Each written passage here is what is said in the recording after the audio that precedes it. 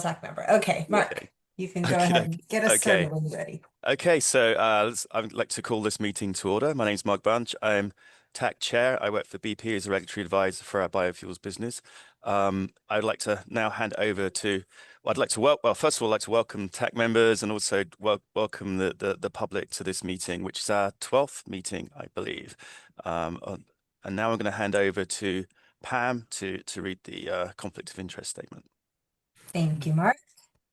Members of the Renewable Fuel Standard Technical Advisory Committee include representatives of fuel producers and suppliers who may have a conflict of interest when participating in the committee's creation and submission of recommendations to the BPS Director.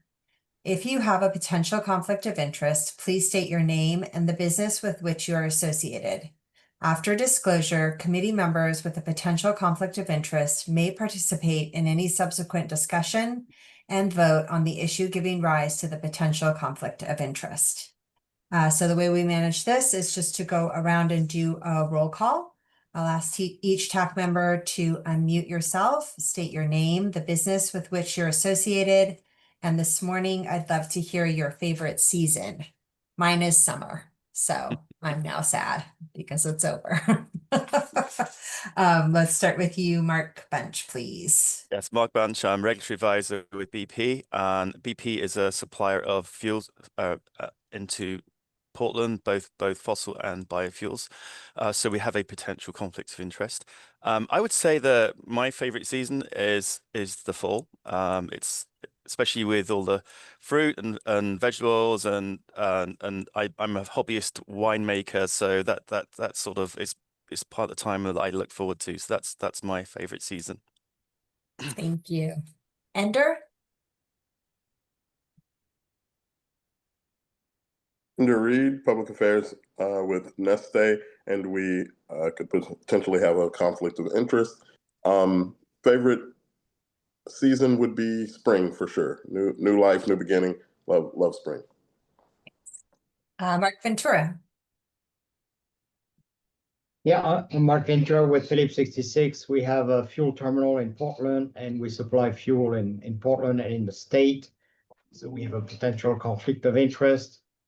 My favorite season here living in California is actually the spring, because inland California in the summer it's kind of hot and dry. In the spring we still have some green and flowers, so it's pretty on the hills. Thank you. Andrew. Yes, I'm Andrew Dyke. I'm an economist with Eco Northwest, an economics consultancy based in Portland. No conflict of interest. And like Pam, I'd have to say summer's my favorite season, so a little bit sad, but looking forward to winter in a few months. Thank you. Matthew. At the Jubitz Corporation, we're distributor of renewable diesel and biodiesel in the Portland metro area, and largest bio retailer in the city of Portland. And so potential conflict, and it's impossible not to love a Pacific Northwest summer. I try not to leave during that period. So summer, I'll say, but I am happy with the rain and headed into fall here. So Thank you. Chris, and then Antonio.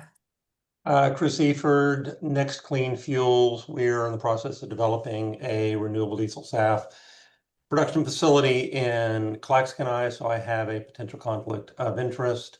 Mine is absolutely the fall, when the heat finally breaks down here in Houston, which it has not yet done. So looking forward to its final arrival. Hello, everyone. Antonio Machado. I am with the Western States Petroleum Association. We represent our members in the West Coast, so we do have a potential conflict of interest. And I am in full depression right now because summer is my favorite season, so it's going away. We vacation in the winter here. Yeah. Thank you. Okay, it looks like we have a quorum. All our TAC members are here. So our first order of business is to approve the minutes from the previous meeting. So can I ask someone to make a motion? So moved. It's Chris. Can I have a seconder? Second. Thank you. Those the ayes. 1, 4, 5, 6, 7. Any nays, just in case I've missed any? Okay, motion's carried to accept the minutes as published. The next, Yeah, I went ahead and posted the agenda, Mark. thanks, Pam. Okay, so the next is if there are any changes to the agenda.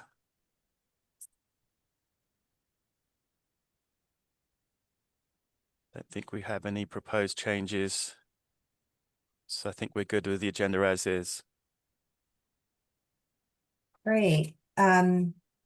So next we'll move into our public comment period, and we have a Lynn Handlin who is first. I'll stop sharing my screen so we can see you, Lynn. And if you want to go ahead and unmute, you are free with your 3 minutes of public comment. And I don't see that Lynn is in the room unless Lynn is using Okay. a different name. Okay. Okay. Well, we have time set aside toward the end of the meeting as well, so we'll see if she's joined at that point and can give her some time then. So I think we should jump into, I'll reshare my screen here and we can just jump into our draft memo, which members, I shared that with you this morning. So you should all have access to both the memo that you're seeing on the screen and then this blank document. We're going to run the meeting similar to the fashion we ran it last week, or if you have something large, you can just pop it into this blank document. And if not, we can use the line numbers to kind of reference where we're looking in the document. And we're just going to move through it page by page, starting here on page 2, since we have already voted on the introduction and kept that as is. So I guess I would just ask any members to speak up if you have any edits that you'd like to discuss on this page, starting with methodology.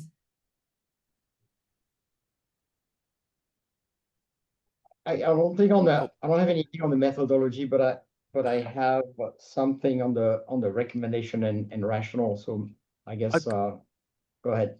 Yeah, Mark, I've got a couple of I've just got one on the methodology piece. Well, actually, it's line 48 and 49.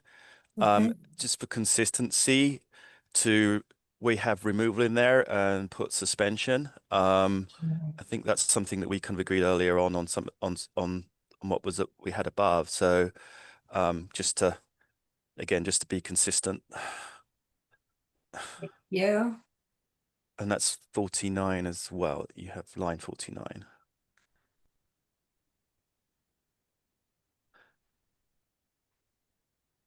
Hey, I've also got, so when you read starting line 37 on methodology, and it talks about what we did with the survey, and then line 39, this led to 2 recommendations, and we put them there. Yeah. It makes it sound like coming out of that, there's 2 recommendations. I mean, the 2 recommendations were reached by different methods, which it states here. It seems like it almost implies that, okay, everybody agreed these should be the 2 recommendations. And I don't know that there's necessarily a way to fix this, but you know, one was higher, the other was ranked choice. I mean, maybe we just leave it alone. Because they are different, and there was different weighting on each side, but I don't know of an elegant way to fix that. And I don't know that it needs to be fixed. It comes across as this led to 2 recommendations, which it did. They're not 1, they're not 2, they're 2 differing approaches to what's going on. So yeah, and I very much agree. And I think, you know, as it reads now, it's sort of like, here are the 2 things that the director should do, as opposed to, I think what we were voting on and ranking was, what of these 4, which one would you prefer? And then things have evolved, but I very much agree with Chris that I think this reads a little bit differently than what we agreed to recommend. And also don't have a perfect solution right now. I mean, how about kind of like two draft outputs or something? Because they're not really recommendations until they're finally Right. in there. Yeah. So I mean, this again, this was just kind of like because it's just part of the evolution to where we've got now. Yeah. If we zoom out just for a second, we've identified as a technical advisory committee, we have identified a technical problem in the market. There's not enough fuel. We're concerned it's going to cause prices to spike. And so as per our mandate, we are trying to come up with some recommendations to the director. It's almost like we want to say the committee came up with two different approaches, and this is what they are. We've got the first one, and then we've got a distinct second one, because we wanted to give the director some choice in here. And they really hinge on remove CI and keep the volumes the same, or keep CI and reduce the volumes. We're trying to get to the same place to address this technical problem we have found in the market due to supply.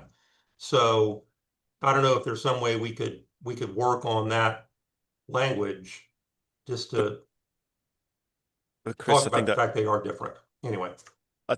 Chris, are you not talking about our final recommendations, where this is a reference to the two that we kind of had initially that we morphed on from? Yep. So in the next section is the recommendations piece, which I think is what you're kind of referring to, unless I'm getting my wires crossed here. But no, that's fine. I guess yeah, maybe we could you're right. Yeah, but this is, I think it enabled like these, if I can interrupt, the original options that were put on your questionnaire were just that, they were options, and that's what enabled you to get to the recommendations and the rationale, the two recommendations that you're making. So maybe it is just saying that, like, it was not that it led to two recommendations, because you weren't led there. Those were just what Could we just oh, insert yeah. the word different between two and recommendations? That there were these are two different recommendations. That may seem redundant, but I think it's important to call it out that these are two, they're different. Or, We're not two different necessarily, approaches. two different approaches, whatever words you want to yeah, use. I would say maybe two different approaches or propositions rather than recommendations, because the recommendations are in the next section. Oh, the next section. So to remove any kind of potential confusion. Yeah, I think that's fine. Okay, I'm gonna do that.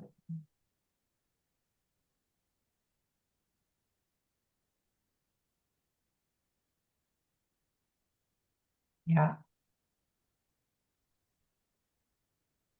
Good. And then we've got the during subsequent meetings after, so that the narrative continues.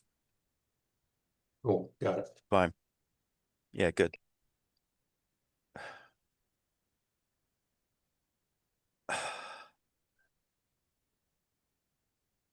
Okay. I had line 55. Maybe I suggest just putting biofuel after low carbon intensity. Yeah. Got it. And then 61 through 63, I had bold and indent, and I think that looks like that is fine. That stands out. Yeah, so I think here, so here we say RFS TAC recommends. So this is the first option. So I think we need to make sure it's clear. So RFS TAC recommends option one. This would be like option one, right? And then on the second page around line 95, it would be option two. But I think we were trying to get away from having that suggests a prioritization. Or recommend one of the alternatives below. Maybe we don't alternative A. So I guess alternative A, alternative B, or however we want to call it. But yeah, go ahead. No, okay. I agree with both marks. that maybe we say, both alternatives address these issues or something like that. And then I also would like to suggest that we pull the text or copy the text from 95 to 97. Both of these should be sitting right next to each other initially, and then we can go into the pros and the cons of each as separate sections in my mind. That way it doesn't appear, to Mark Ventura's comment, that we're ranking them. We're basically saying these are the two alternatives. And now let's talk about the pros and cons of each in the separate sections.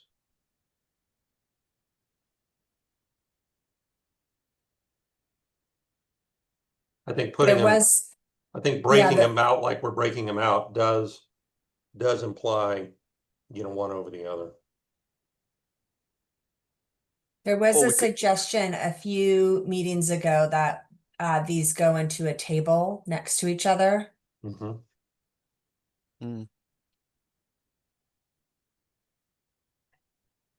Or we could just simply say both recommendations address these issues with equal merit.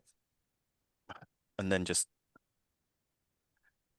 it's just. I mean, honestly, I like the table idea, what you just said, Mark, and then the table, and then directly below that, pick it up again and say, take the same language that's there at 61 to 63, put it above 65, boom, and then you just follow it on from there.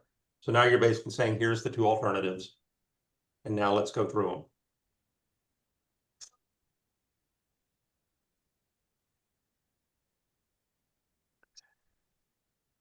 How are others thinking on this?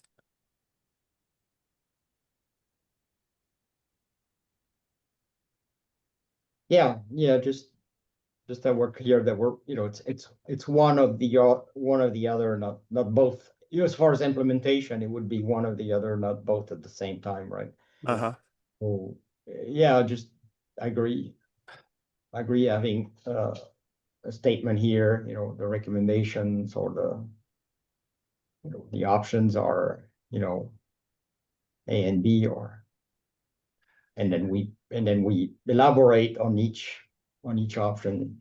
Yeah, because I mean, ultimately, at the end of the day, the both options are on the table. They just have different pros and cons around them.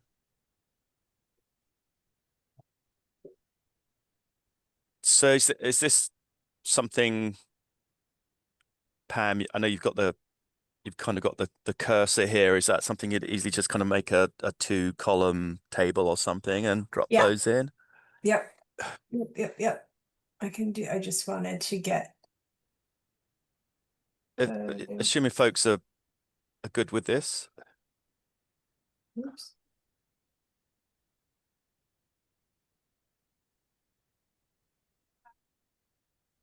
I do support this approach.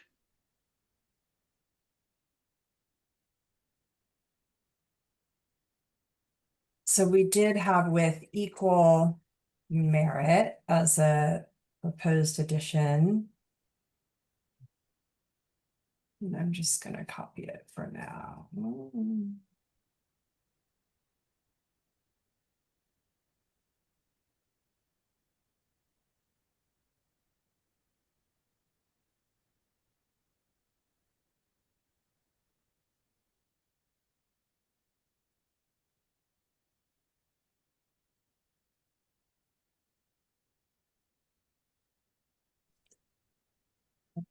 This may be overkill, but as you all know, sometimes in Congress or legislatures, they make reference to the conversation about this.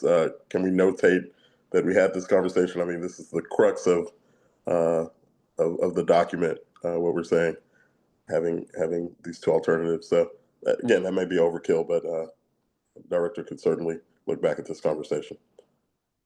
Yeah, that it'll be in the minutes. Okay, great, perfect. Yeah. Thank you. I'm not sure why that. I need to fix the font there. That's looking odd, but okay. So let's see. So both recommendations, especially equal merit. And then Um,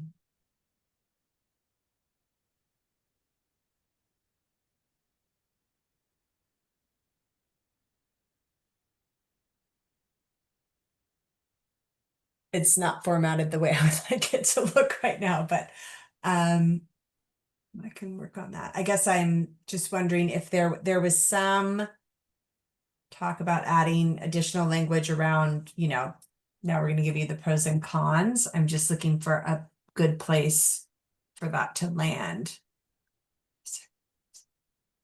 I think well, my sense is you would just keep it the way it is. I mean, right?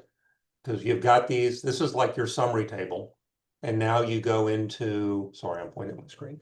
You go into the two at the pros and two cons. and then have the pros and cons underneath.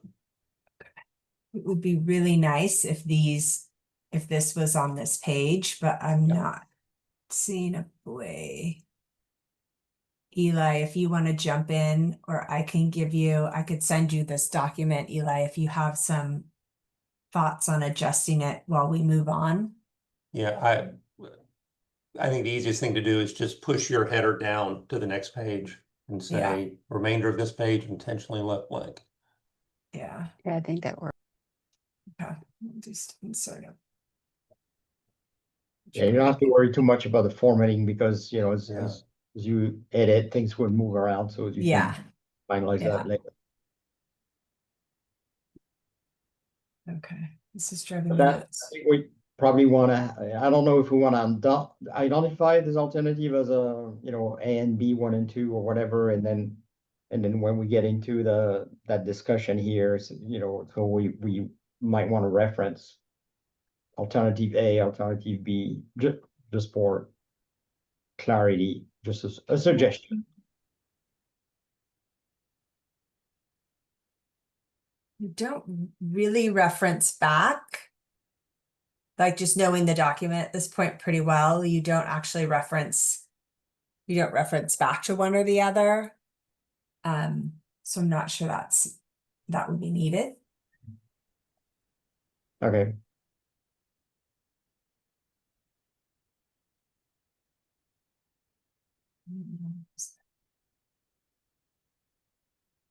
All right, so can we move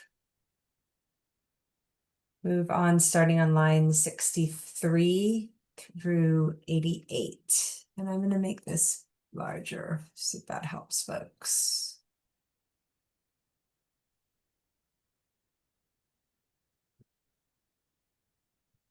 So this is what I was thinking on the, RFS recommend temporary suspension. Again, this is for that option, right? And then we have the other one. So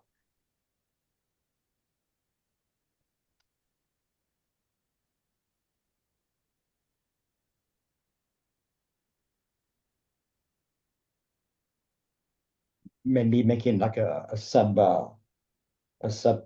paragraph or a paragraph 1, paragraph 2.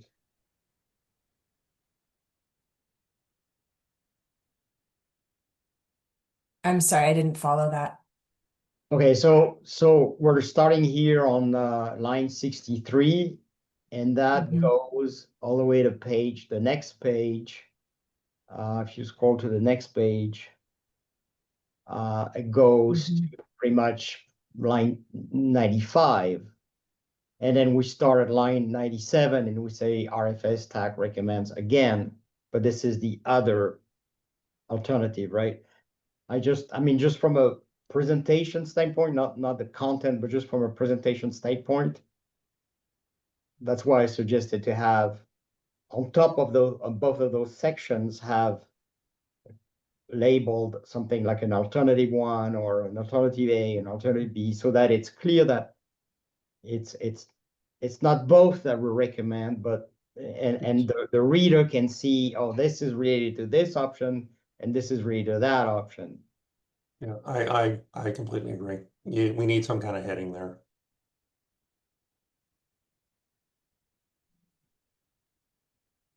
And at this point, I don't see a downside in saying alternative 1, alternative 2. I think we've made it pretty clear that these are alternatives. So, yeah, well, I would put that, yeah, never mind, sorry, go ahead.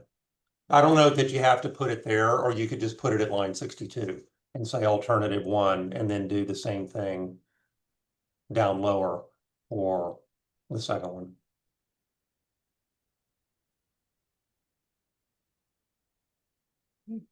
This, I just have to keep the headers. Yep. So that's a heading. Let me see what it looks like making this a heading 2. I mean, the other potential way of looking at it is if you just call one like the CI option and one the volume option. Yeah, CI alternative, volumetric alternative. Yes, you could do that too. Mhm.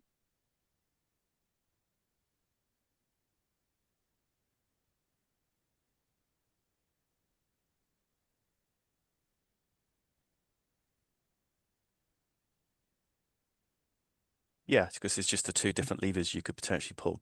Mhm.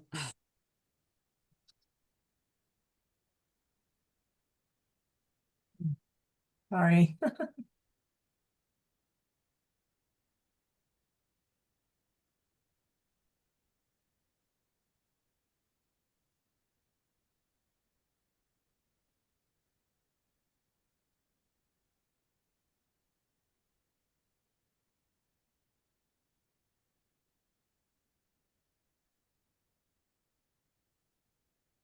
Okay. Do we need RFS TAC recommends anymore if we have these two? I mean, it could just start with temporarily and Right. Agree. align.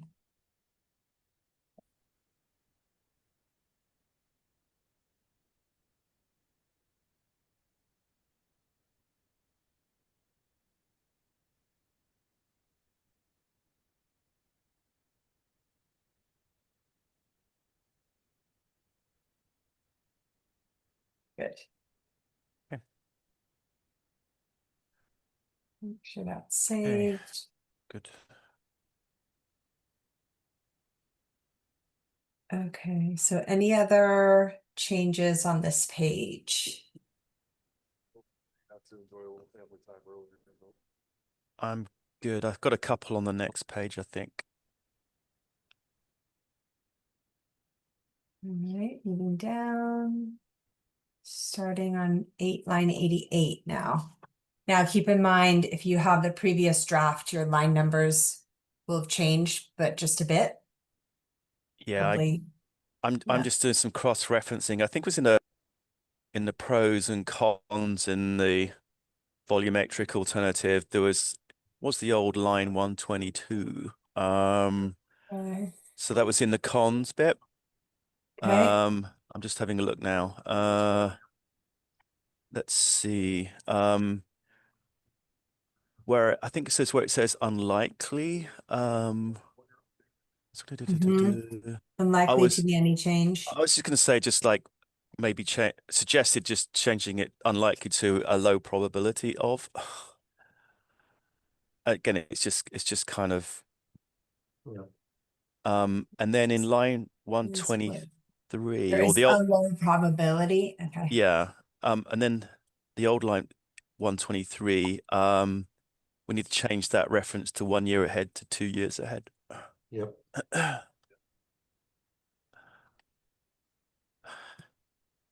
sorry, I was still typing. What line are you on? It's yeah, where you are now, just keep going along. You'll see present and 1 year ahead. It needs to be and 2 years ahead. Okay. And that looks good to me.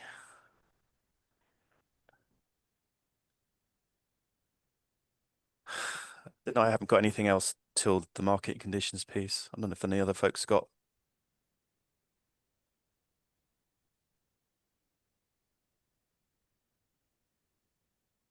I'm going to scroll down. Market conditions. So, Yeah. sorry, rewind for half a second. Back up to it's old line 95, where we then have sitting in there, RFS TAC recommends you know, aligning carbon intensity, which we absolutely do no matter what. That's kind of hanging out there. It's separate now from the two alternatives. And if we're fine with that, that's no problem, but it's a little bit orphaned at the moment. You said old line 95. Yeah, RF, it's on the conforming the GREET models. So on old page 12, or page 3, Oh. sorry, meeting 12. RFS TAC recommends align carbon intensity with the current CI to reflect the GREET model, which is fine. We can leave it there. It's just, it's, you know, before we had RFS recommends, RFS TAC recommends, RFS TAC recommends, and we've changed that language now. So I don't know if we want to emphasize this in any way, that we want this to survive no matter what alternative is chosen, or anything to call it out, because it's just kind of hanging out there. Yeah, agree, Chris. I'm trying to see where it is on the current one.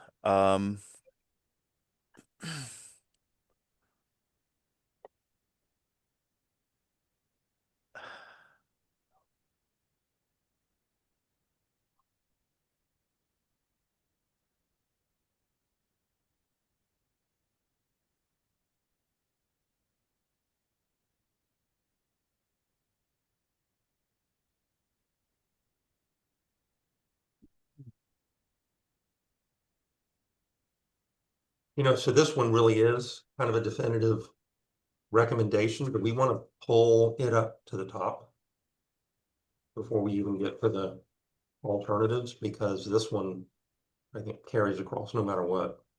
So we had these, again, the references to where they were both consistent in line 48 through 51 in the original, in the earlier draft. Yeah. So I think that probably still the same line numbers. I don't think because that was kind of prior to this. So yeah, so here we go. Yeah. Thanks, Pam. Under methodology. So I mean, I think to your point was whether we need to kind of pull that into the recommendation section rather than it being up here. If it's not, if we kind of like missed it somehow. I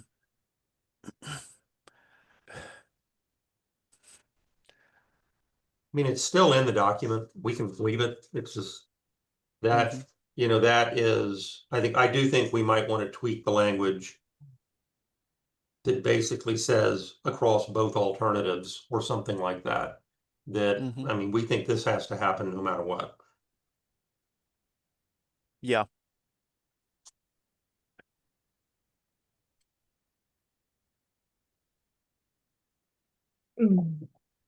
Do we? I guess I'm looking because you say it here. I guess I'm wondering if there's a way. Yeah, let me think. Okay.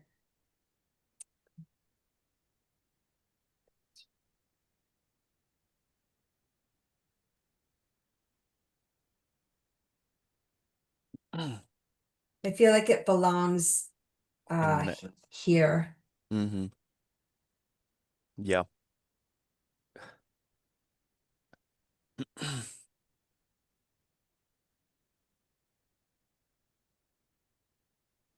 You know, something like and that the minimum CI be adjusted to reflect the latest GREET model adopted by DEQ, sort of no matter it's decision or something like that. It's irrespective of the option. I think the difference is if you take in the one option, then you don't necessarily have to do that immediately. But if you take in the hey, we're gonna stick with the CI but do the volumetric adjustment, then that's gonna be even more important. But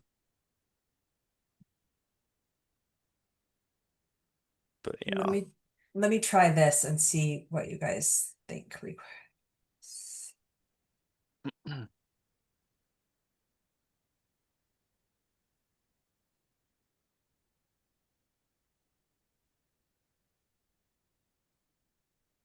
I don't know if it's an and or if it's a let's look at it.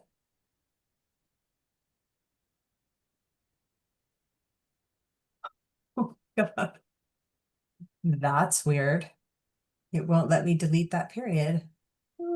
Okay.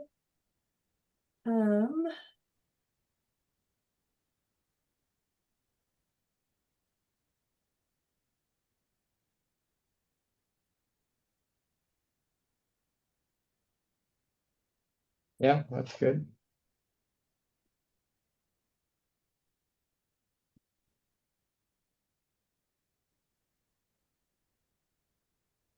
Into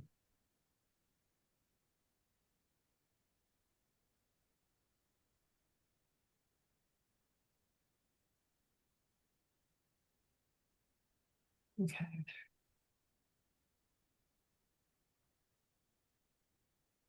Okay, just need a space in there then. Yeah. That's me. Oh. There you go.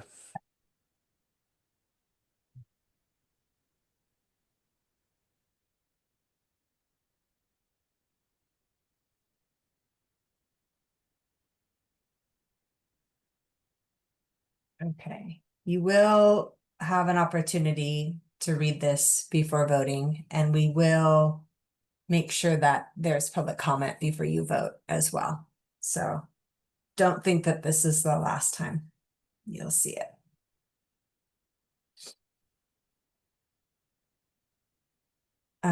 Okay, so I'm gonna move on to market conditions. I believe we were about here. I'm gonna move down into figure 1. Yeah, I got a suggestion here for the tag. And it was kind of based on some feedback we got on the last call from the public commenting around the Oregon programs and the value stacks. And I'm just kind of wondering whether to kind of recognize that with the Oregon CPP, that again, it's just like looking at that. This is the current. What we're looking at here is the current, but at some point in a few years' time, there will be something expected to come through in terms of after the first compliance period. So I'm just wondering whether something in here about, I don't know if you can scroll back up a little bit. Oh, yeah. Line 150, Oregon's current lack of the cap at the rack incentive or value. And again, this is I'm just throwing this out here as suggestions, maybe the current with a asterisk of some sort, but just kind of recognizing that the most likely data point for any incentive value on this is going to be through the community climate investment compliance instruments, and those won't be, and entities won't be needed to demonstrate compliance with those until 2028. So this is Mark, I think we got to be careful with that. I mean, with CPP, everything goes into the EJ groups. I'm not sure how much of that is going to flow back and kind of replicate cap at the rack. We can say current because current's absolutely literal. yeah. I don't know how it's going to evolve, quite frankly. There's a lot of discussions going on around that right now. And again, I just want folks to know CPP is climate protection program. Right. Yeah. So we don't, again, and this is why when we had the workshops or the sort of the inviting stakeholders in back in April, Opus was still scratching their head around how they can value this. Yeah. So because there is no liquidity in there. There's no so there's no way to actually value anything that's going to be coming through, and that's basically how this is showing up. So maybe just including it as current, and that's sufficient. But it's a recognition that there will be something in the future, but we just don't know what. We hope there will be something in the future. We just don't know what. Yes.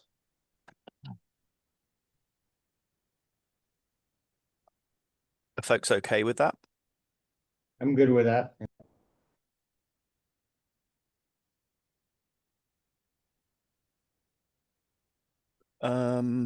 the other thing I had, and again, I'm just trying to cross-reference it to the old lines,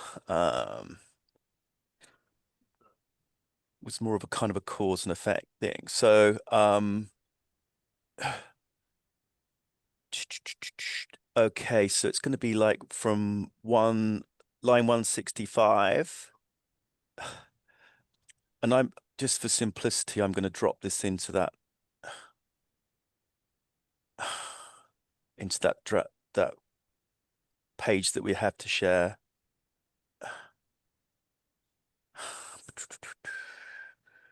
If I can find it. Oh, here we go.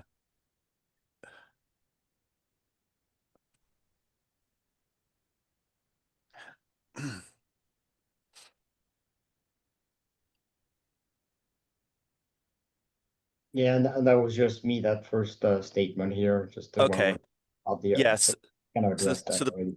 the paragraph I've just dropped in now, hopefully it'll show up there in a second. It was just more of a sort of just recognize kind of the cause and effect.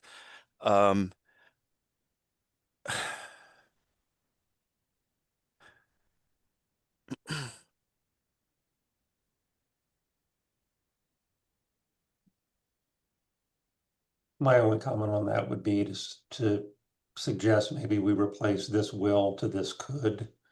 I mean, people could always just keep bringing the stuff in and just take the hits. You know, the economics don't work, but some producers might choose to do that. So completely agree with the logic of the statement, though. So you're saying instead of changing that statement to just change this could in the original language? Is that what your suggestion? Exactly, yes. Oh, wait, so could is up here? This could reduce, or No, is Yeah. it yeah. here or here? No, that he's saying replace that first sentence with, Yeah. so down on the second, this could make the incentive stack for US markets less attractive. Okay. I think it clearly will, but that's my opinion. So, I mean, we'll have to see what happens. So If the the pri- proposal is that one. Yeah. Yeah. This could make the incentive rack for use. Yeah. And if that's okay with including, I think there's another section later on where we could basically do the same thing just to kind of keep it consistent. Keep it consistent. Okay, Sure. I'm gonna, Hey, Pam, yeah. really quickly, after low CI, maybe put low CI feedstock such as used cooking oil and animal fat.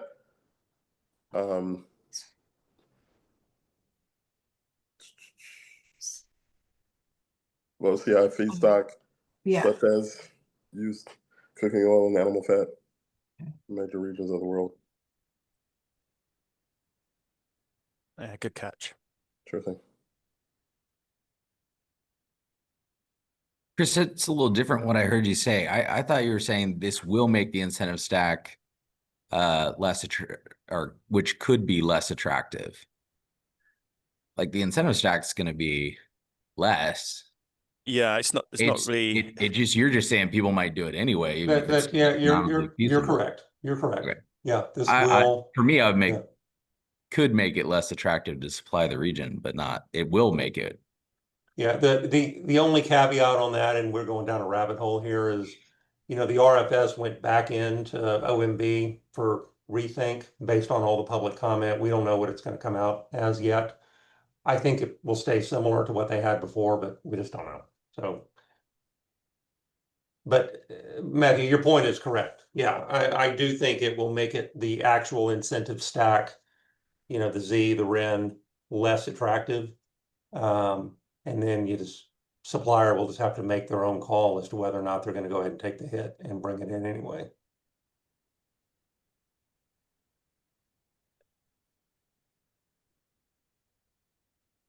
So shall I change this back to will, and then do you want to add another sentence, or just change it back to will? This will make the incentive stack for US markets less attractive.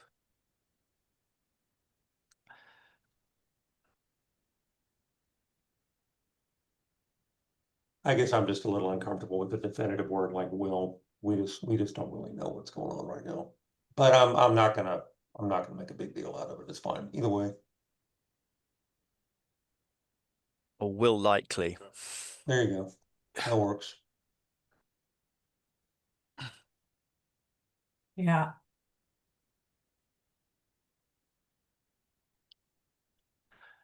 Let's take a look at it in the document.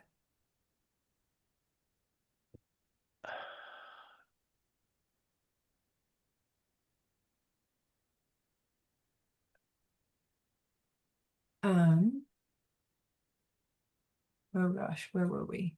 Yeah, here. So it's replacing this sentence.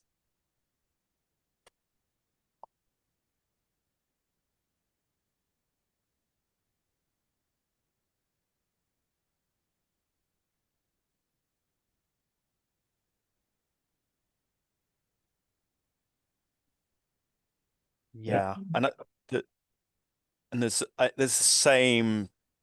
the same rationale is in, I don't know if we want to go to it now on it, but under, I think it's the last paragraph under the other factors that may affect availability of low carbon renewable fuels in Portland. You could pretty much do the same kind of substitution there in the last paragraph. This one. Yeah, if you just drop down to the next. Yeah. So you're saying will likely, or do we want to? I would just copy exactly what we had up there and just basically putting it in the.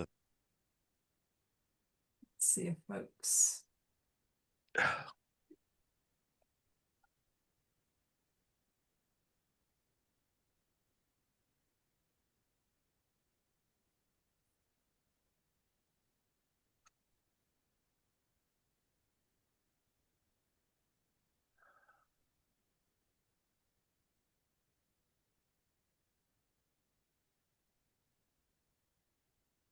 Does that look good, folks?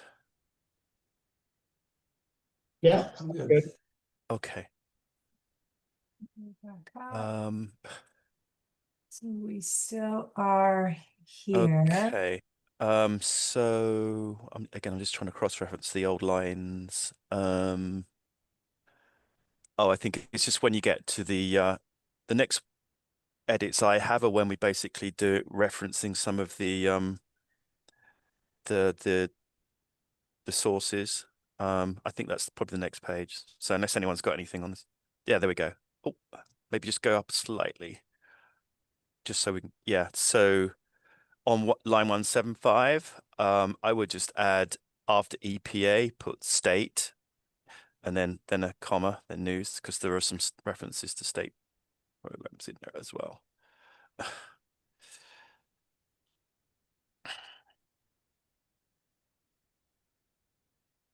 Then a comma. There we go. And the other thing is I didn't see a URL in that second Oh yeah. reference. Huh. Okay, I'll have to go back and look for that. And just a general question as well around, are these links going to be live in whatever format this is sent? Mhm. Because they weren't in the PDF version of the version that was sent out Okay. earlier. So just to check on that as well.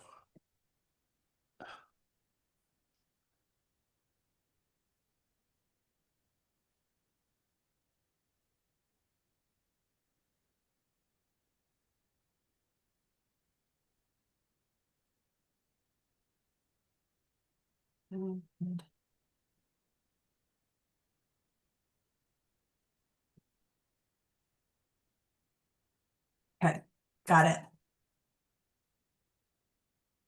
My next suggested it's not until the next page down. Keep going. Oh, hold back. So let's have a quick look. It was the old 221.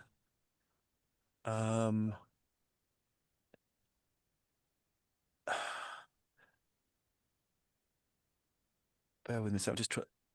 Oh, keep going. No, it's a little bit further down. Okay, there we go.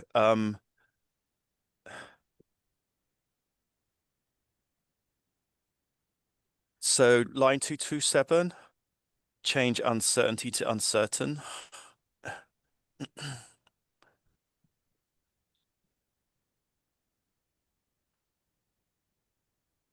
That reads better now, I think.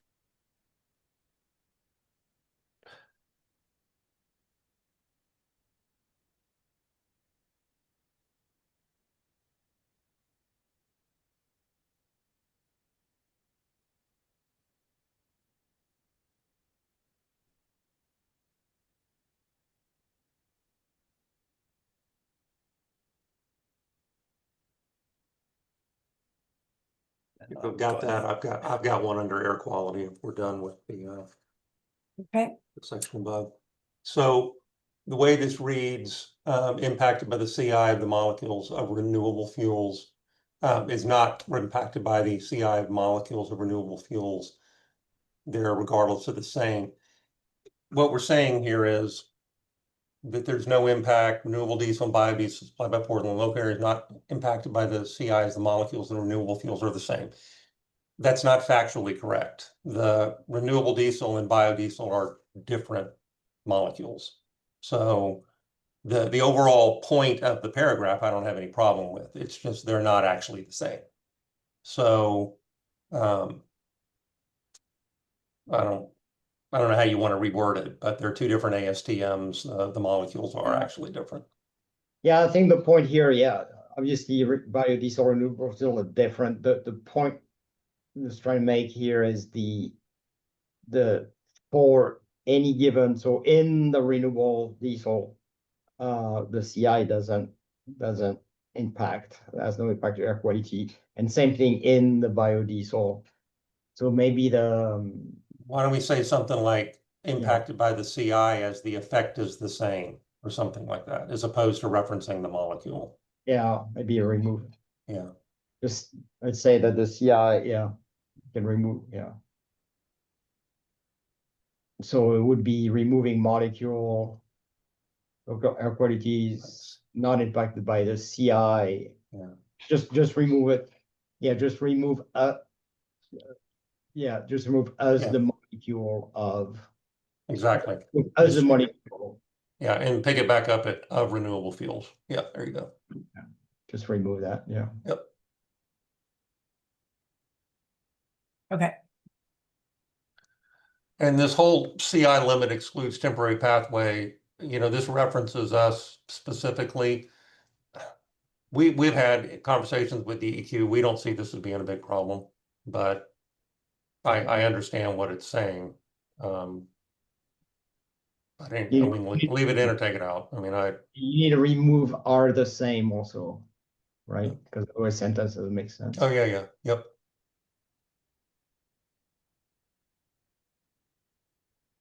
Yeah. Okay.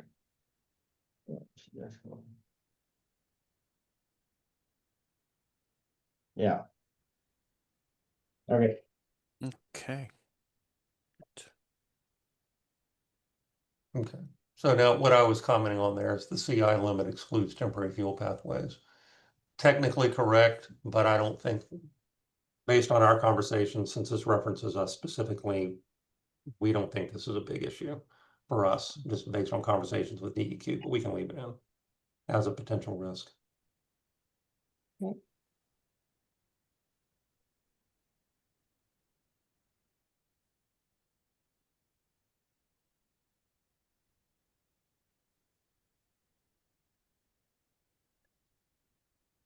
I've got a potential edit under the other factors section.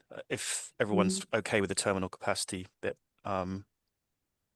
folks, we'll look through that first.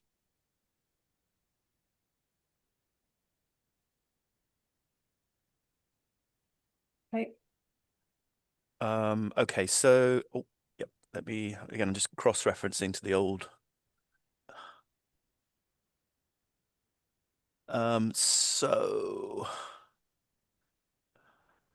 Okay, so line 289, I would just again, how we want to bit, just the supply of low CI. Hang on, okay.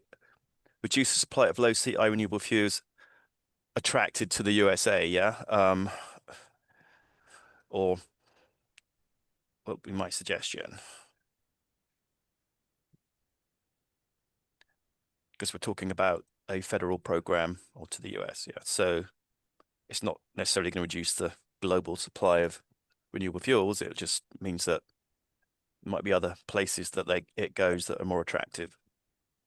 Or I mean, say imported into the US or something. I'm not sure attracted. Yeah, Yeah. or imported, whatever. Yeah. But just needed to have that qualifier in there. Yeah, actually, I mean, it could be imported or produced, right?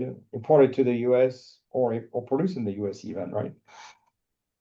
Well, we're talking about foreign feedstock here coming into the Right. US. But I mean, yeah, You can still but produce the final. it could be produced in the US for foreign feedstock Right. as well. So, I mean, less of it. Or about this, renewable fuel supplied, strike imported and supply into the US, so that way it could cover imported and produced. That okay? Oh, Supply. I see your point. Yes. We got Good supply. catch. We got Yeah. supply twice though. That's the thing. The supply of low CI renewable fuels supplied into the US. Available in the US. Reduce the supply Yeah. of low CI renewable fuels available in the US. Or to the US. Yeah. There we go. That seems Yeah. great. Before we moved on, can we back up to the competition sentence? It's been bugging me, but it's just sort of hanging there. And it also kind of hides a bigger conversation about sort of global SAF. Could we just put however in front of competition, add it to the paragraph before it and say, however, comma, competition from SAF is more of a longer term threat, period? Yeah, sure. Okay. It's just a deeper, longer conversation on SAF scaling globally. So, okay. Thank you. Thanks, Ender. Good thing. It's more We of a ready long to? term threat. Are we ready to scroll down? And then just period at threat. Get the rest of it. Why am I not seeing the word threat? Oh, sure. More of a longer term there. threat. Good. However, competition. Oh, thank you. Or a comma.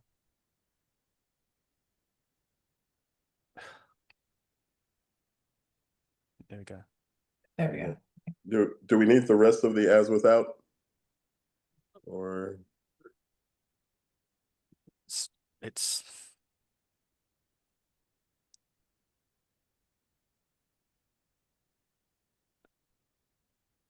I would stop it at threat.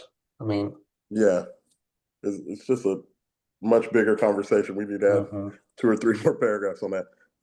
So more of a potential longer term threat, and then maybe leave it there. It's more of a potential longer term threat, and then cut it off.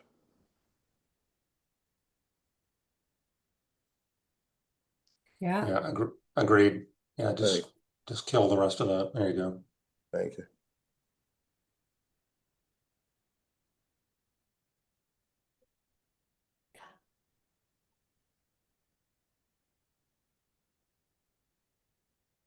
I've got a few minor edits in the next section.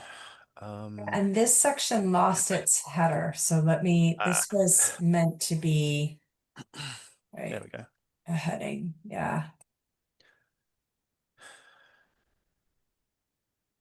Okay. Are we good to scroll down a little bit further?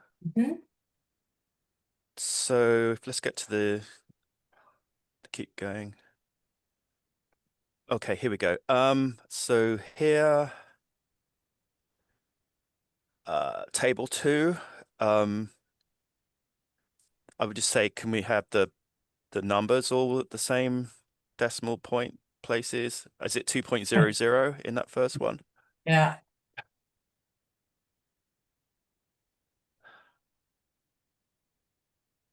Then if you keep going down,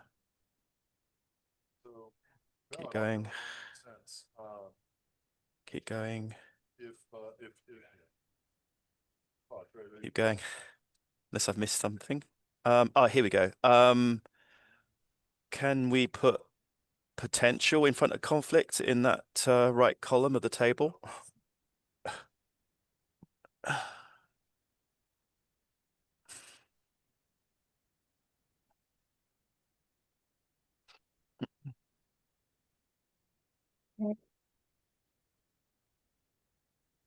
And the only other, the other suggestion was whether we wanted to put a link into the RFS TAC bylaws. I know we got one that's to the general page earlier on, but whether we want to put a link into the RFS TAC bylaws in that Appendix E, just so that you can reference. Yeah, they're either in the Appendix E, or you could put it like now you have that section that, Yeah. yeah, It Well- might yeah. be better up here. Yeah, because you've got like the general page there. Yeah. But in the line 300, you could just have it in, because that's referencing in there, yeah.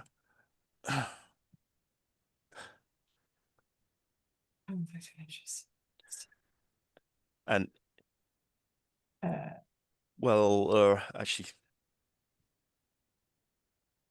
or you can just have it after that as a separate.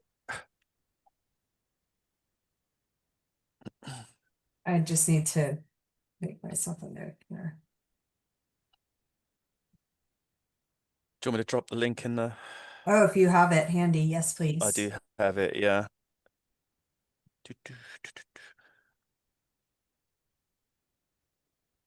There you go. Thank you. Oh no, I put it in the wrong page. Hang on a second. Let's find it again. I've got so many windows open here.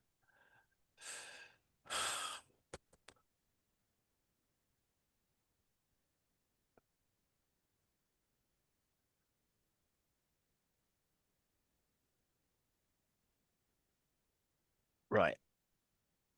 There you go. Okay.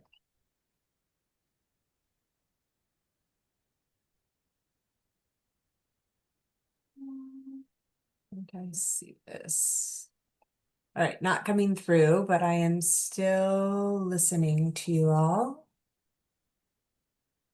Are there any other edits?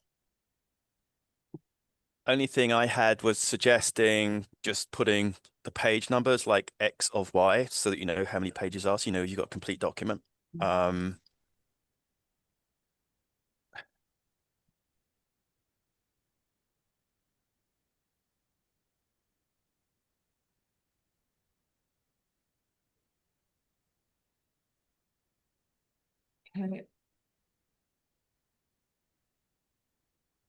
Like the end of a season there. But you won't know what the Y is going to be until you've done all of the cleanup. Yeah. Yeah. Oh, and I mean, what's behind that question? I think I'm thinking a lot about how do I right now. Oh, Yeah, fairly silent. Has that link come through yet? No, but I can look it up. I've got a list here of things that I would have to add that I need to work on anyway. So I've got it here. Won't get lost.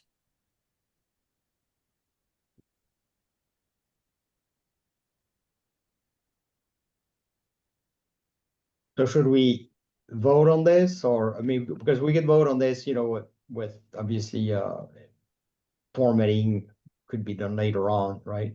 I think the plan is to have a bit of time now to digest and then come back and vote. But I think also if we feel we've done all the edits that we need to do now, and I think Pam as well, it was whether we were looking if there were any other sort of public comment opportunities as well before we vote. But I think the plan was maybe to take about 20 minutes just for us to just kind of go through it, see if there's anything else we catch, and then we come back, and then we can start looking at having a vote then. Or are we gonna have a draft document that we can scroll back and forth through and look at?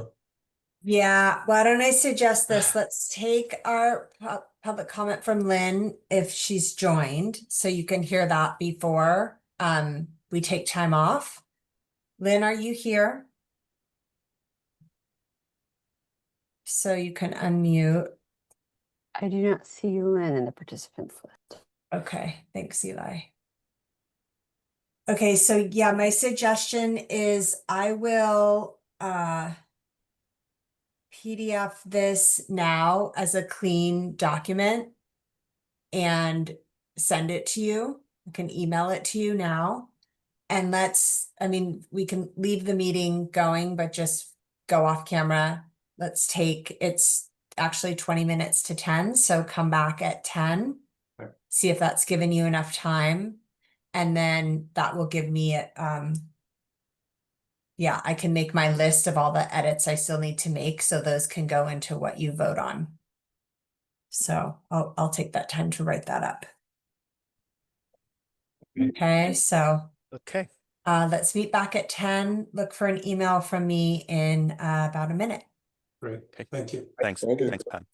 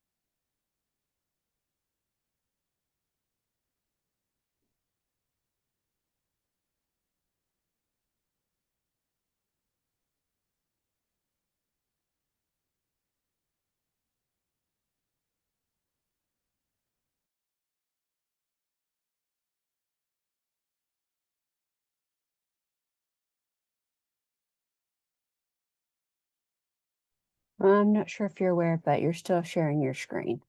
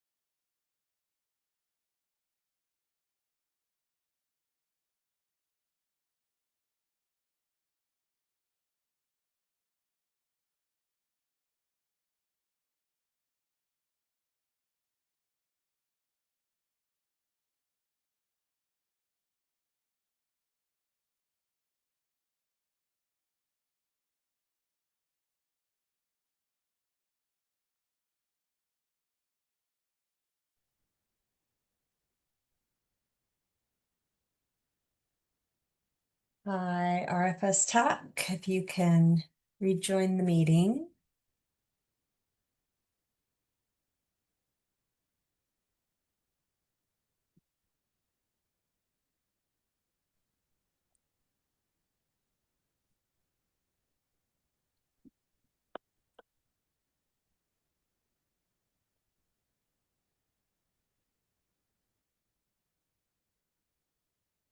See almost everyone here.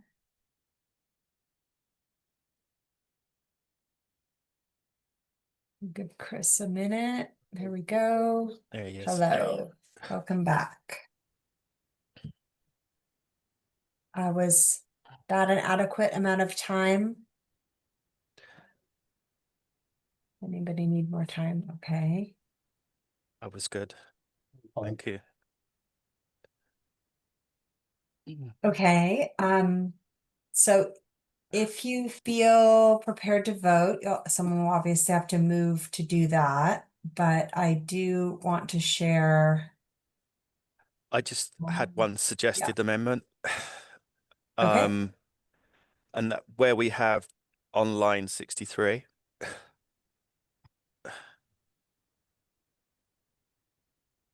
There, I'm suggesting that we put carbon intensity alternative above the temp in the box and the volumetric temp in the box as well, just so they're both, so it's just to make it clear, because both lines start off with carbon intensity. That's it. Yeah, and then just format it, whatever. But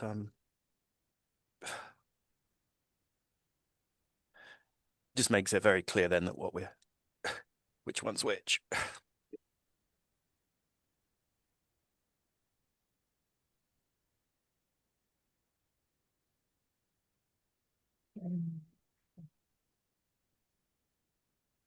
Are folks good with that?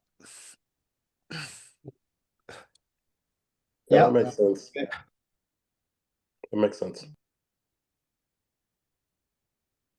Okay, so I went ahead and made a list of the changes that would be needed. Let me just scroll and see you guys do some big.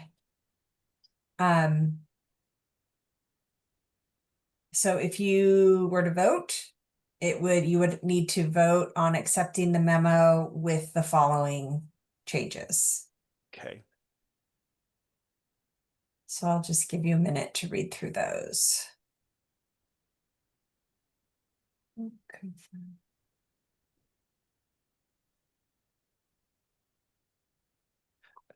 Is the plan for today's date, if this is passed and the memo go out today, or is this? Yeah, so in terms of next steps, if you vote to accept the memo as written with the following changes, then I can spend today making those changes. Okay. And then I need to confirm the links, accessibility, depending on what comes through when I do the accessibility checker. So I would say, Mark, you would expect to see it, end of day today or tomorrow. Got it. Okay. And then the date goes on, and then it's yours to send to the TAC members as well as Director Engstrom, and then copying the other folks on the memo, just as as the memo is written. So. Okay. Thank you. And then, then I get it posted to the web, so that there's public record of that document. And then Eric, I believe it was either the last meeting or the meeting before when he joined us, said he was anxious to get a response. I know he committed by the end of the year, but my sense is that he wanted to have a response prior to that. Okay. And then I guess our next, just since I'm on a roll, our next kind of required communication doesn't come from the TAC. It actually comes from staff, and we need to take any, like the results of the memo and the decision made to council prior to the 15th of February, 2026. That's hilarious. Okay. So, are we ready to vote, TAC? Do we have any public comments before that, or that person is still not here? Yeah. Not here. Okay. I move to Hey, 1 second, adopt. Chris. Oh, go ahead. Hold it. Pam, does this give you enough? Do you need a catch-all in there for formatting, like any formatting changes, or are you comfortable that gives you enough? I mean, I could say fixed line spacing, formatting, or yeah. Or fix any formatting as necessary? Like I just want you to Yeah. want you to have all ability. Yeah, maybe it's fix any formatting as needed. Yeah. Okay. Yeah, there are a couple strange line spacing that's in there that's really bothering me. And then there's a different text that's, I will get all of that fixed. Always. Cool. Thank you.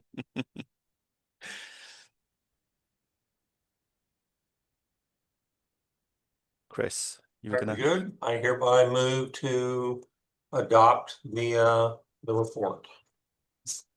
Do we have a seconder? I second it. Okay. Can we see those in the floor say aye? Aye. Aye. 3, 4, 5, 6, 7. It's unanimous. No nays. Say the vote's carried. So Yep. we've accepted. Great. Oh. Congratulations. Job well done. Yes. Woohoo. All right. Very good. I do think we have some other agenda items that we can work on as well. But that's great. It's 12 meetings to get here, and it's pleased with the output. Thanks everybody. No, That's good. I think we met our mandate. So Yes. that's good. Yes. Very good. So we did have a placeholder for an additional meeting item, and I'm just pulling the screen up now. And that was just a debrief on the process, the work schedule, and the year. So let me share my screen. I will caveat this by saying, we can create a like a questionnaire that allows you to really reflect and spend a little more time on this if you feel like either you're out of energy or we don't get through it all today. But this is, come on. All right, well, we're not going to get the slideshow to start. Oh, here we go, from current slide. So I brought this up at the last meeting, and the idea or kind of the framework I thought we could use is just to reflect on each of these description pieces. They kind of pull out either the time spent or actions that we took over the last year and a half. And the idea is to just use this as kind of, like I said, a reflection to talk about whether in that particular area you want to see something new, you want to see something changed, you want to stop it completely, or you want to continue it.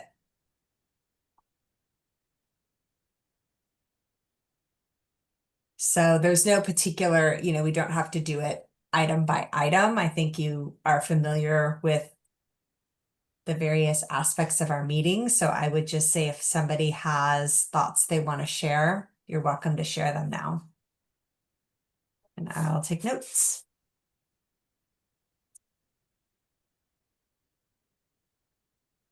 Okay, so on the first one, the market updates, that was some of the presentation, the presenter that came, right? Is that what we're referring to? Correct. Yeah. Mhm. Yeah, I thought that was helpful. It was good to have folks from,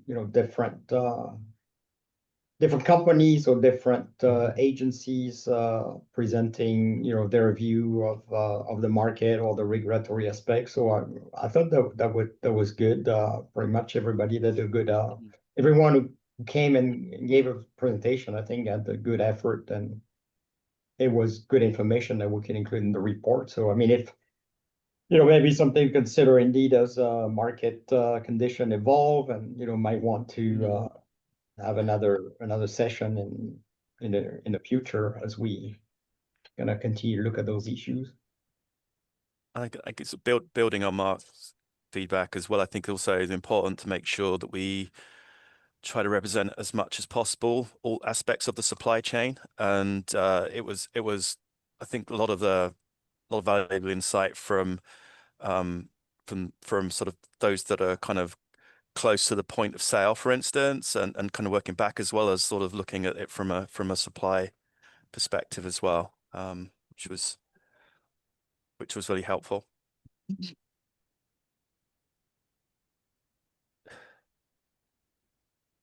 I think one thing that became clear that we want to encourage DEQ and whoever else. I mean, the more granular the data is that is available, the better decisions are going to be able to be made. I mean, there was a lot of, having to kind of backward interpolate, okay, what are we really looking at in Portland based on some statewide data and various other things. If as Portland implements this program, it is an island in and of itself in that regard. And I think the more data that can be collected, the better. I mean, it'll help as we go forward. What I know with this reference in the memo as well, it's again trying to get that granular data in terms of what volumes are actually sold within the city, and whether that's something that, as this program progresses, that data starts to become more available. But it's I think that's one where having that perspective is going to be really helpful in terms of, because I think we've already kind of talked about the limitations of just looking at it from a sort of prorated basis based on population. Having that real data there is going to be very, very helpful for future TAC discussions. Regarding data and looking down the list, looking at the retail price observations, I thought that was really interesting, but I know it was very labor intensive. I'm curious if the other TAC members found that something to continue, or curious on thoughts.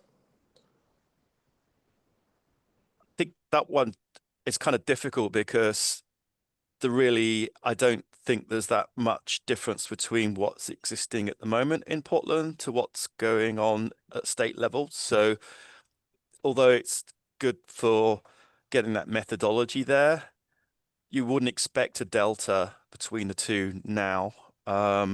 You would more likely expect one in the next phase potentially, but it's one of those ones where I think there's value in getting some of the methodology down, but it's going to be difficult when a lot of this is you're looking forward rather than what's the present. Yeah, I agree with Mark. As this program ramps up, that retail number will become more and more significant.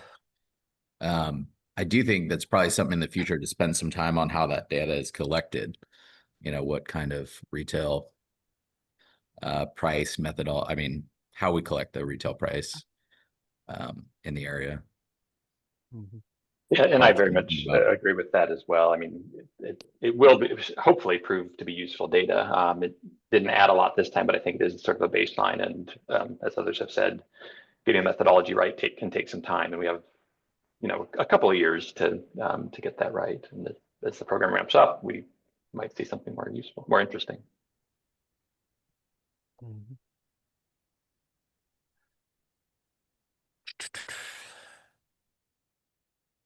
On the terminal, that was interesting, but I think it was difficult to get information. So if we're gonna do that again, or I don't know if we could do a different format or data gathering exercise, assuming the hard part is what's available, what's available publicly from the terminal, what people can disclose and not disclose in terms of tankage and tank service, and see if it would be interesting to see if there's any evolution of the tankage available by, say, fuel type, whether it's petroleum diesel, biodiesel, renewable diesel in the Portland hub. So I know it was attempted to do that, but I don't know that we were able to get a lot of information in the first round. So maybe something to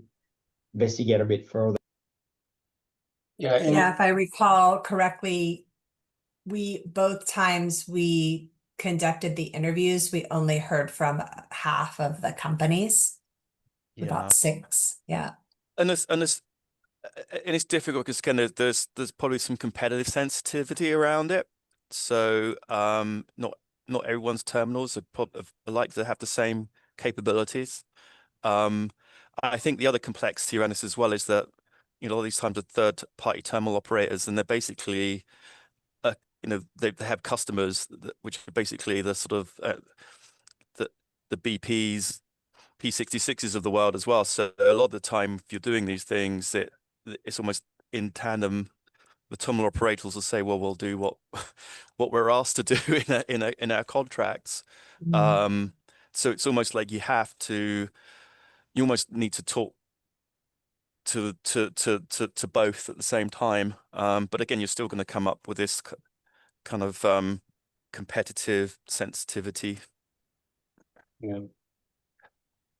And I think it just as part of the process, the more, folks like Matthew and his, compatriots, competitors, whatever, in the market that are actually handling this material, moving it around, getting it into, the actual stations that are serving it in the vehicles. Any information, it may only be anecdotal, but it's very close to reality and what's happening at any one moment in time, and getting that type of information, I think, can be very valuable because it'll show pinch points in the process.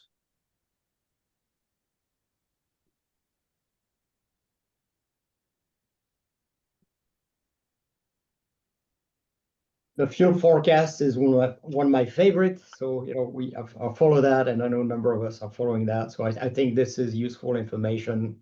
Obviously, it is at the state level, not at the city level, but at least they give us a good indication of what the state is doing. So I think, whoever's involved with the stack and supplied Oregon and Portland, I think folks should continue to be following what the state is doing on fuel forecast. I don't know if at some point the city wants to develop its own forecast for the city level. That would be interesting. That would be interesting to have at least some historical data. Something to think about. It's a data point. I think with all the other sources that we've used here as well, and a lot of it's been kind of referencing to sort of the bigger picture, which I think sort of Chris alluded to earlier on as well, with because a lot of the implications here are at national kind of global supply chain level. We just need to be with the fuels forecast it's for a different purpose. It's like a 1-year look forward, slightly different, kind of meeting different objectives from that program perspective. But again, it's a useful data point, but it's not one that you'd want to use on its own.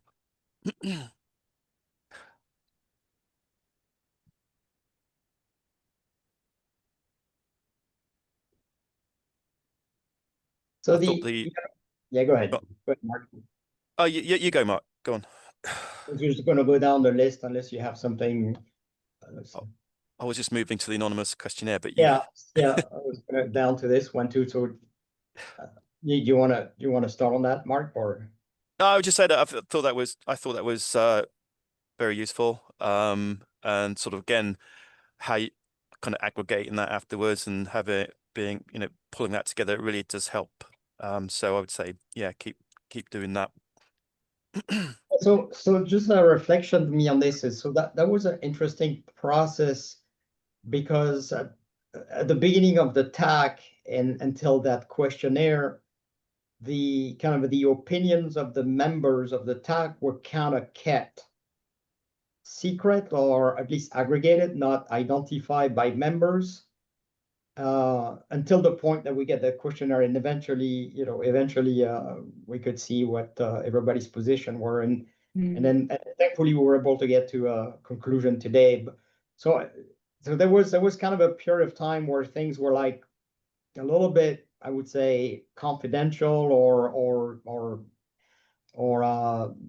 where, and then at some point it became more public. So it's I think we need to consider that in the process is what is it that, do we want to continue that same approach?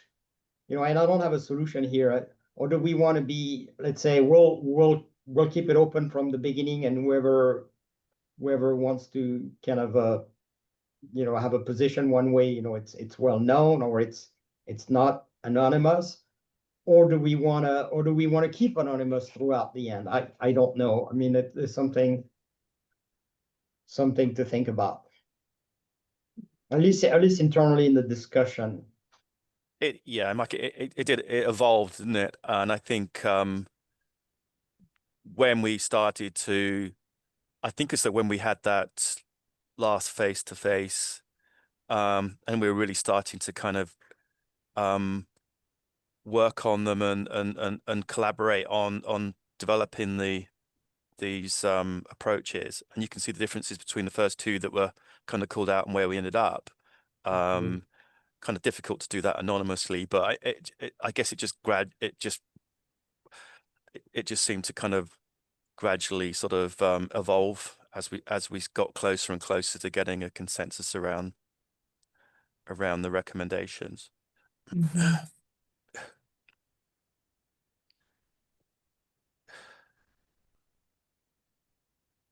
Yeah, and for the next stack or the next series of vote, if there are votes, or we make it clear how the vote is from the beginning. Like, there was a bit of confusion whether we're going to do unanimity vote or ranking or both, or so. Whatever the procedures are, that if we are going to have procedures, so there's no question after the fact, I thought it's going to be, majority, or I thought it was going to be ranking, or I thought it's going to be anonymous, or it's not, or it's public.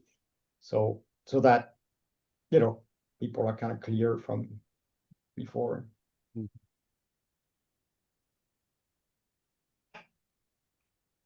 This is all really useful and helpful feedback. So thank you. And we don't have to solve today. This is just more the debrief and brainstorming.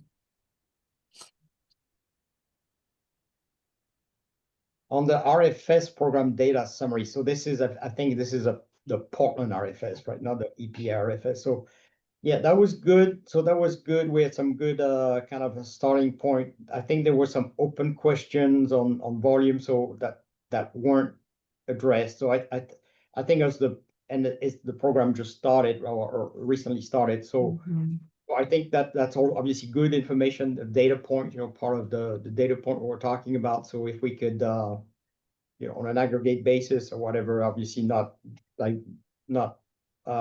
divert, providing any specific company information, but on an aggregate basis, providing that information on a, I don't know, quarterly or annual basis. There is something, the Oregon DEQ provides data on a quarterly basis. So I don't know if we can do something similar, but so we could see, so we had some question of what is actually the volume supply in Portland and all of that. And the more data we can get on an aggregate basis would be helpful to make an assessment of the situation and a forecast.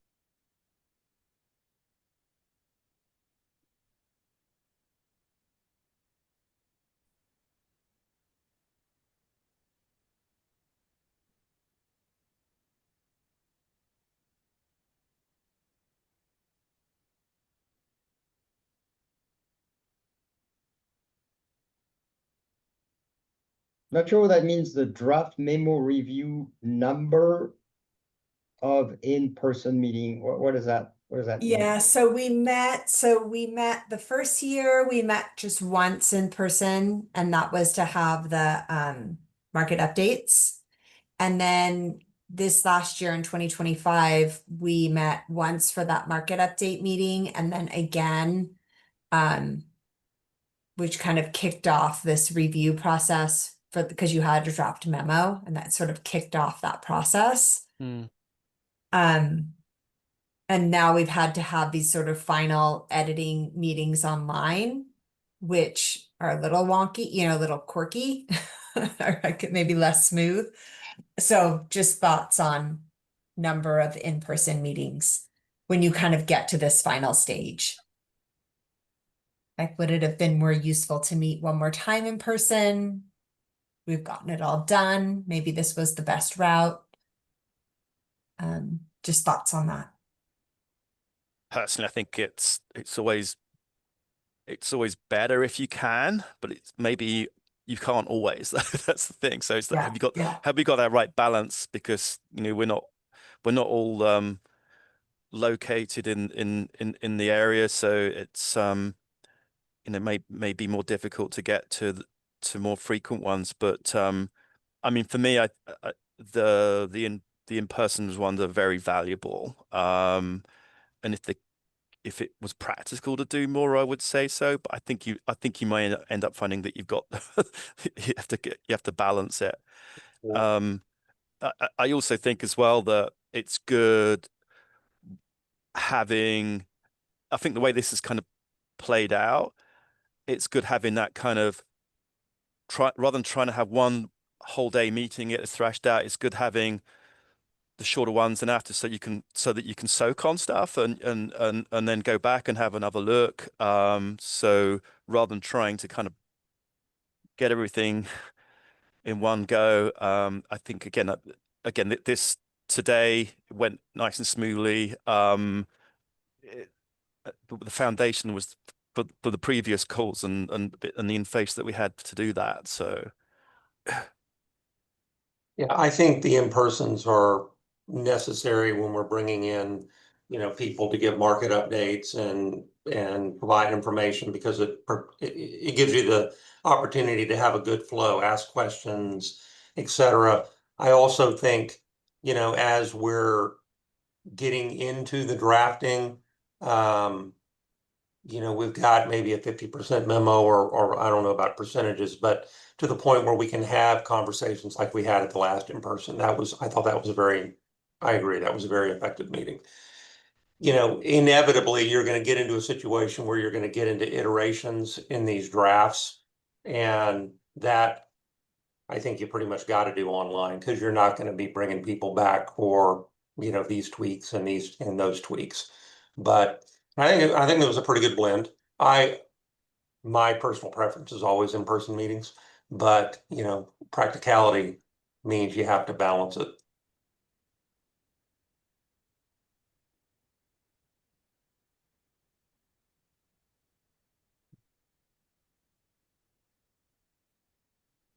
And then just to clarify the last line, the draft memo review timing 50% to 90. That to me was when we met in June in person. That was sort of we were at the 50% phase, and then, well, we're at 100% today, but as of 2 weeks ago, we were at like 90 or 95%. So just any thoughts on, we should have maybe met in, August or early September, or we should have been working on this way sooner, doing it over the summer doesn't work. And just as a reminder, the next report, at least the way the ordinance is written, you can give recommendations anytime as a TAC, but the next official report won't be due until October 15th of 2029. So it's still an October due date, I guess is my point. Well, yeah, as it exists today, but if some of the things that we're saying are adopted, don't we have to take a view prior to that? Correct. Yes.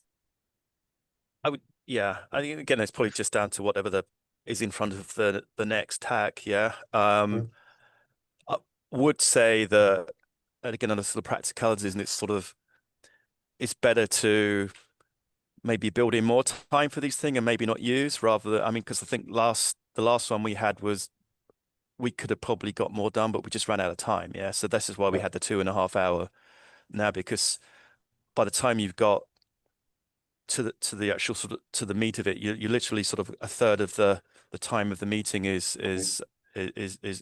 gone. So so that's just something as a kind of a future reference.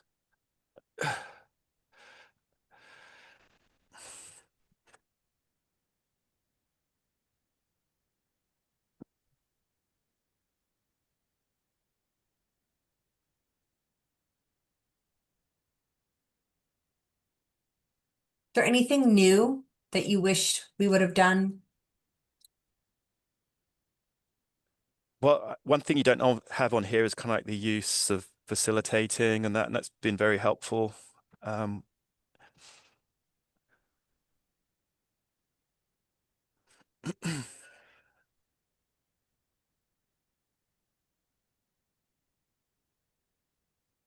Certainly helps with the sort of time we have to be more efficient.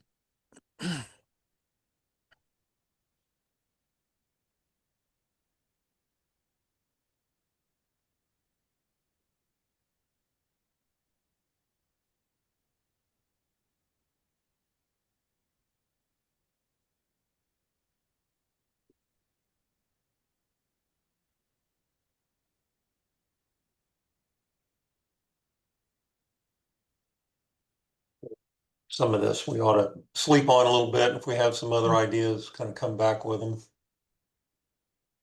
Yeah, so I'll include this feedback in the meeting summary. And then when we meet again, we can discuss it, and or if you have thoughts, once you see the meeting summary, you can always share them then.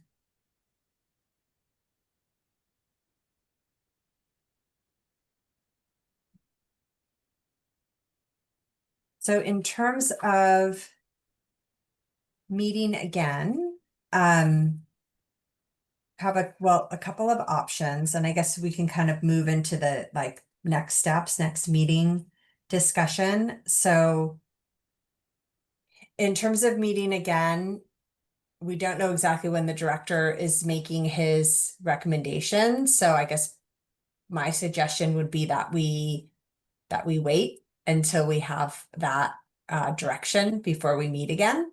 If it's helpful for you, we could put a couple of placeholders on your calendars. I could work with you between now and the end of, well, after this meeting to get a couple of spots on our calendar, maybe like one in mid-November and one in early December. Might be worth doing that. And that would just be the purpose of that meeting would be a check-in on director, and then next steps for TAC and talking about work schedule, we'll know more then. In terms of like what happens the end of this year, this is actually the end of this tax term, and the bylaws state that you'll receive an email from the director about the next term of the TAC. So it's like it's a formal process, but it's just done back and forth on the email.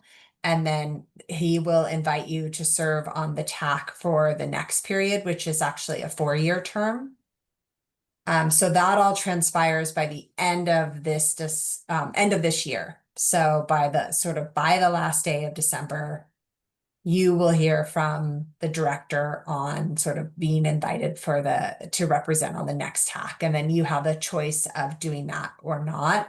And then it's staff's responsibility to seek to fill any holes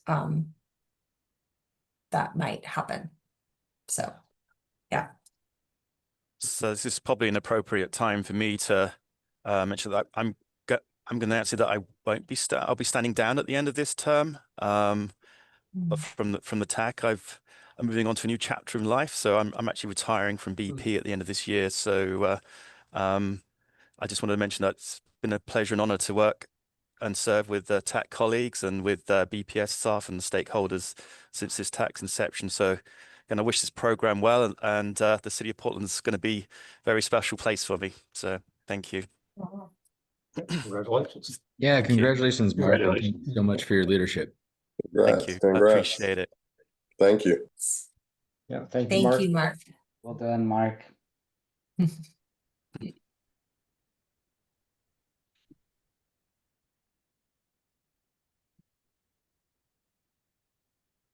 Yeah, I agree, Pam, to your suggestion that it would be good if you want to propose some dates, and so that way we can start blocking our calendar, because of, as you know, right, it's going to be Thanksgiving and Christmas and New Year's Eve and whatnot. So if you want to start proposing some dates, and then we can kind of block some time. Good. I will do that. That was Mark subtly letting us know he's going to be partying straight through November, December. Just in case y'all missed it, that was what was being said. Actually, I'm traveling starting tomorrow. So. Get those dates in early.